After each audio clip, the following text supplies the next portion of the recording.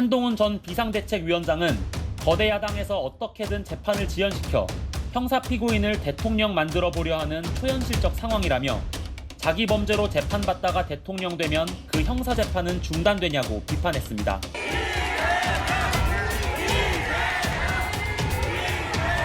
유화영 전 부지사에 대해서 9년 6개월 실형 선고됐는데 어떻게 생각하십니까?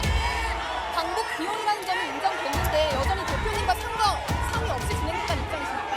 검찰 추가 수사 이어가겠다는 입장 냈습니다. 어떻게 생각하십니까? 쌍방울과 이재명은 대체 무슨 관계입니까? 나도 모르겠어. 뭘 알아야 되나? 내가 2년이라면 내의 사입은 거.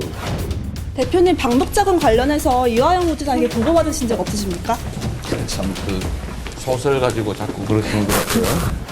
북한에 방문해서 사진 한 장 찍어보겠다고 생면부지 얼굴도 모르는 조폭 부패 기업과 함께 100억이나 되는 벌금을 북한에 대신 내주라고 하는 그런 중대 범죄를 저지르는 만큼 제가 어리석지 않습니다. 너무 긴 시간 동안 고생하는 이화영 선배님께 제가 너무 가슴이 아픕니다.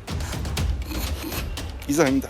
건실한 중견기업, 쌍방울 정도 되는 규모의 기업에서 했다고 판단하기에 어려운 행위다. 재판장이 이런 말 했습니다. 김성태는 정직하고 이화영은 거짓말쟁이다. 이걸 전제로 깔아놓고 재판을 했습니다. 도저히 받아들일 수 없고 인정할 수 없고. 우리의 소원은 통일을 세번합시다. 동경우는 어때요? 손잡고 우리가 이렇게 통일하면 대통령 만들어야 될 거 아니에요. 우리의 소원은 통일! 통일! 통일! 후원 거나 지금 잘 쓰시고. 아이, 반갑습니다. 아유 너무 많아요. 너무 많아. 오케이. 근데 그럼 한마디만 할게요.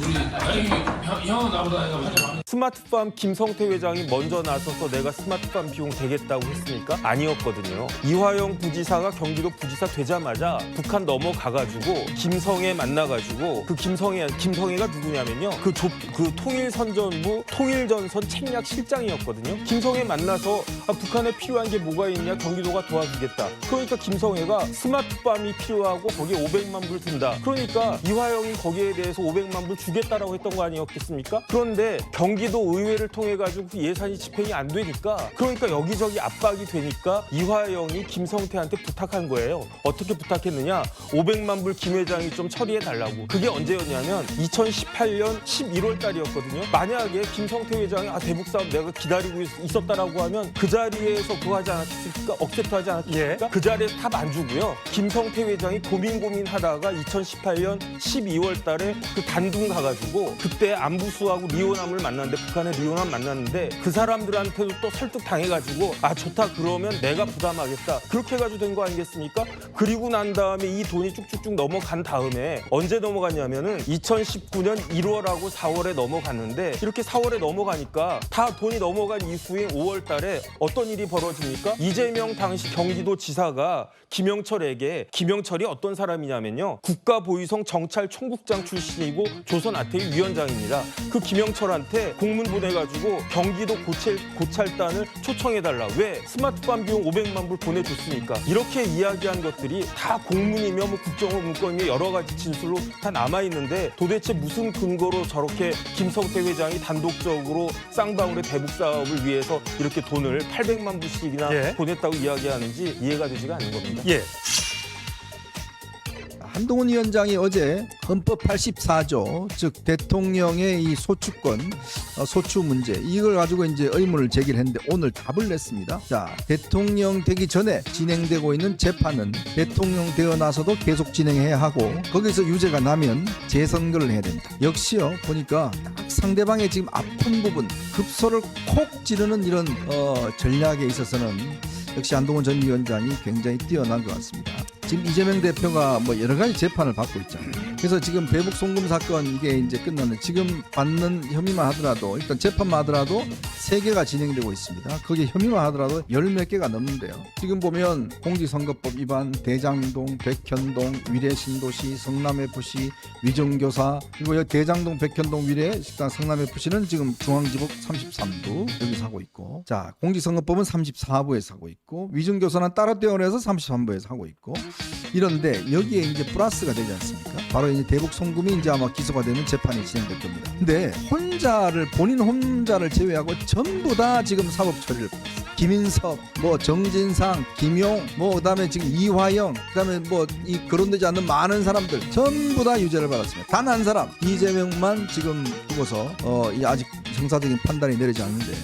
바로 한동훈 위원장이 바로 그 부분을 콕 찔러서 어제 문제를 제기한 겁니다. 자, 어제 언급은 우리 헌법 84조에 있는 대통령은 내란 또는 외환의 죄를 범한 경우를 제외하고는 재직 중 형사상 소추를 받지 아니한다라는 여기서 소추의 의미가 재판을 포함하느냐 안 하느냐 이게 헌법학에서도 두 가지가 의견이 갈린다 그럽니다. 목적론자를 주장하는 분들은 광의의 대통령의 어떤 이 공직 수행을 보장하는 거기 때문에 재판도 포함된다는 의견과 아니다 권영성 돌아가신 전 헌법학계 대두이신 이제 권영성 교수 같은 경우는 재판은 예외다 재판은 진행받아야 된다라는 의견이 있는데 자 어제 이 논쟁이 참 시작됐는데 오늘 조금 전에 한동훈 위원장이 본인의 입장을 이야기했습니다. 이제 글에 대해서 제 생각을 묻는 분들이 계시네요. 저는 이미 진행 중인 형사재판은 형사 피고인은 대통령이 된다고 해서 중단되지 않았다고 봅니다. 헌법은 탄핵소추와 탄핵심판을 따로 규정하고 있고 대법원도 형사소추와 형사소송을 용어상 구분해 쓰고 있으므로 헌법 84조에서 이야기하는 소추란 소송의 제기만을 의미하는 것이라고 보기 때문입니다. 달리 보는 학자들도 있지만 다 떠나서 중대범죄로 재판 중인 형사 피고인이 대통령이 되려 하는 초현실적인 상황에 대한 우리 헌법이 진지하게 생각해보지 않았을 것 같습니다. 학계에서 심각한 논쟁 주제도 안 됐던 이유이기도 하죠. 한 가지 더 형사 피고인이 대통령이 된 다음에 실형도 아니고 집행유예만 확정되어도 선거범죄일 듯 필요도 없고요. 대통령직이 상실됩니다. 선거 다시 해야 하는 거죠. 그제 대북 송금 범죄 등으로 전 경기부지사에 선고된 형량은 9년 6개월 실형이었습니다. 딱 이렇게 명확하게 규정을 했네요. 딱 한동훈 위원장이 콕 찔러버린 겁니다. 왜냐? 이런 상황이 없었거든요. 그동안 우리가 상상할 수가 없었는 일 아니겠습니까? 근데 정말 이재명이라는 사람이 나오면서 크로테스크한 상황이 벌어지다 보니까 바로 이 논쟁이 있는데 제가 그래서 전문가한테 한번 물어봤어요. 자, 그랬더니 두 가지 학설이 있답니다. 목적론적인 학설 같은 경우는 자, 이 조항이 있는 이유는 대통령직을 5년 동안 그냥 수행하기 위해서 수행 잘 하라는 뜻에서 형사적인 어떤 소추나 재판을 안 한다는 포괄적인 의미로 해석을 해야 된다라는 쪽이 이제 이론이 있고요. 돌아가신 서울대 권영성 교수 같은 경우는 이분은 뭐 헌법학계 우리 아이가 대두시죠. 그분의 이 주장은 뭐냐면 그거는 소추라는 의미는 예를 들어서 우리가 탄핵 소추를 하잖아요.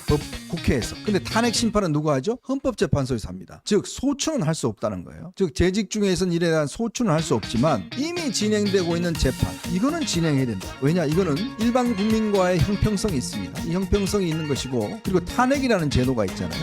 탄핵이라는 제도는 대통령의 재직 중에 이제 할 수 있는 것에 대해서 탄핵을 이제 제도를 도서하는 건데 문제는 이 문제 지금 이재명 대표가 안는 문제는 대통령 혹시나 저는 안 될 거지만 혹시나 된다 그러면 대통령 되기 전에 있었던 문제잖아요. 그러면 그 문제가 예를 들어서 공직선거법 위반 같은 경우에 한번 제가 예를 들어보겠습니다. 자, 1심에서 뭐 벌금 100만 원 이상 나왔어요. 2심에서도 벌금 100만 원 이상 나왔어요. 3심 대법원에 결정되기 전에 대통령이 됐어요. 그러면 대법원 판단을 중단해야 될까요? 대법원에서 그냥 당신 대통령이 됐으니까 우리 그냥 손 놓고 있을게 4년 5년 뒤에 보자 이렇게 끝났을까요? 그거 아니라는 거죠. 그러니까 한동훈 위원장 이야기는 이거는 재임 중에 있었던 이야기가 아니기 때문에 재판은 재판대로 진행이 돼야 되고 만약 거기서 벌금 100만 원 이상이 선고될 경우는 대통령직도 내려놔야 된다. 바로 이 이야기입니다. 한 놈은 처울고 있고 한 놈은 어처구니 없게 재판부를 겁박하는 나라가 나라냐?